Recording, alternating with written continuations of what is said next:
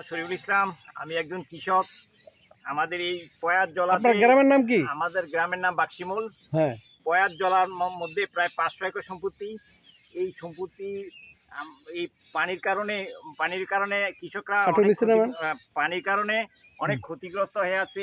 এই পয়ার জলার মধ্যে দিয়ে গুঙ্গুর নদীর যে খালটা আছে, এই খালটা অনেকদিন যাবৎ ভরাট হয়ে আছে। এটা যদি পরিষ্কার করে দেওয়া হয়, খনন করা হয়, তাহলে এলাকার শত শত মানুষের উপকার হবে। এই খালের নাম কি? এটা হলো গুঙ্গুর নদী থেকে পয়ার জলা খাল। এটা গুঙ্গুর নদী থেকে পয়ার জলা পর্যন্ত এটা, মানে আপনি জনগণের পক্ষ থেকে এটা চাচ্ছেন সংস্কার করার জন্য? আমি জনগণের পক্ষ থেকে এই খালটা খনন করার জন্য প্রশাসনকে জোর দাবি জানাচ্ছি বা অনুরোধ করছি। এটা খনন করা হইলে শত শত একর সম্পত্তি মানুষ ধান কেটে বাড়িতে নিয়ে যেতে পারবে। এই খালটা কত বছর যাবত ভরাট হয়ে আছে? এটা তো আজকে দীর্ঘ অনেকদিন যাবত, প্রায় 8-10 বছর ধরে এটা ভরাট হয়ে আছে। এটা কেউ খনন করার জন্য আপনার উপজেলাতে জানান নাই যে এটা ভরাট হয়ে আছে? গত বছর এটা পরিষ্কার জন্য ইউনো মহোদয়কে আমি বলেছিলাম।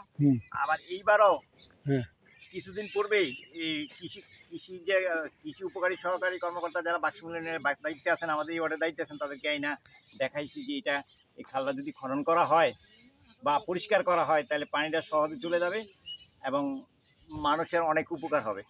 তাহলে বৃষ্টির পানি আসলে খালটা ভরাট হইয়া খাল দিয়ে পানি নিষ্কাশন হয় না?